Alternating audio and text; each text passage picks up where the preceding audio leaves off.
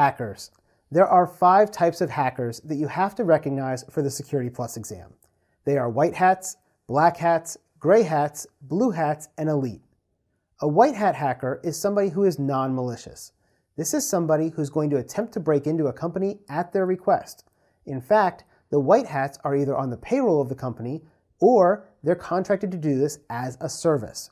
We also refer to these as ethical hackers or penetration testers. They are highly professional and they use open source tools and their own toolkits to try and break into a company and test their defenses. Black hats, on the other hand, are malicious. These are the bad guys. These are malicious hackers who try to break into computer systems and networks without anybody's authorization or permission. This is the person that Hollywood likes to portray. They always portray them as somebody in a black hoodie in a darkly lit room hacking away at 3 in the morning. This may or may not be the case, but the concept remains the same. These are the bad guys. These are the people trying to break into our networks and trying to steal our information, or they're trying to get money out of us as a ransom to get our information back. Now, between a white hat and a black hat, we have something known as a gray hat. A gray hat is a hacker without any affiliation to a company. They attempt to break into a network and they risk breaking the law by doing it. Now, the difference between a gray hat and a black hat is that a black hat has malicious intent. A gray hat doesn't necessarily have that. They may just want to be trying to hack into a company to see if they can do it. They don't want to cause any harm to the company, but instead, a black hat, if he was doing it, would be trying to do it to steal their data, delete their data, and hold it for ransom or other things. Now, when we look at gray hats are still breaking the law because they're not the ones who were asked to come in and break into those networks. And so they are on the bad side of things. But they're also, a lot of times, kind of a good guy because a lot of times they'll break into a company and then turn around and say, hey, Facebook, I broke into your network and here's how I did it. Go patch that vulnerability.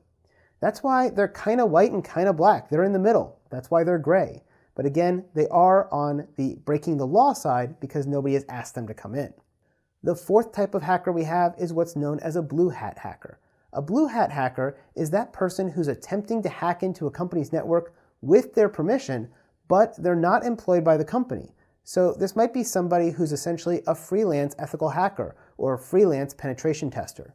Whereas a white hat was actually hired and paid for and contracted by the company, a blue hat, on the other hand, isn't.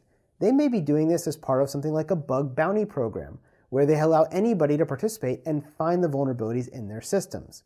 In fact, a lot of companies now are registering with a company called HackerOne, which is a central repository for bug bounty programs. Blue hat hackers can go to HackerOne and register themselves, and then they select the companies that they want to target. By doing this, they now have permission to target those companies within a guided set rules of engagement that HackerOne provides. And if they're able to find a vulnerability or a way in, they can report it back to the company, and the company has agreed to pay them a bounty, some amount of money based on what they found.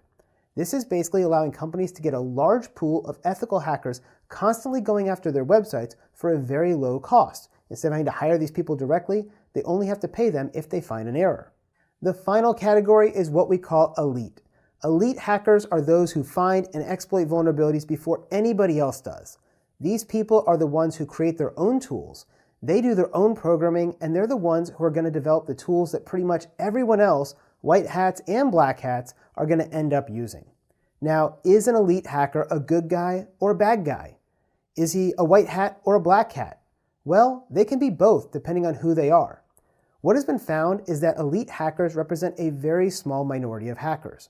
1 out of 10,000 people are considered to be an elite hacker. And so these people, if they have evil intentions and are malicious in nature, we would categorize them as a black hat elite hacker. But if they're a penetration tester and they're working on the side of good, they might be a white hat elite hacker.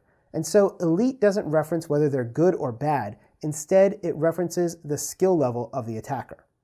Now, all the way on the other side, we have what's called a script kiddie. A script kiddie is as far away as you can get from elite. This is somebody who uses everybody else's tools, and they might not even know what they're doing with them. They're just running programs to see if they can hack something. That's what a script kiddie does. Elite is all the way on the other side. These are the best of the best and highly professional. Script kiddies are the babies of the bunch.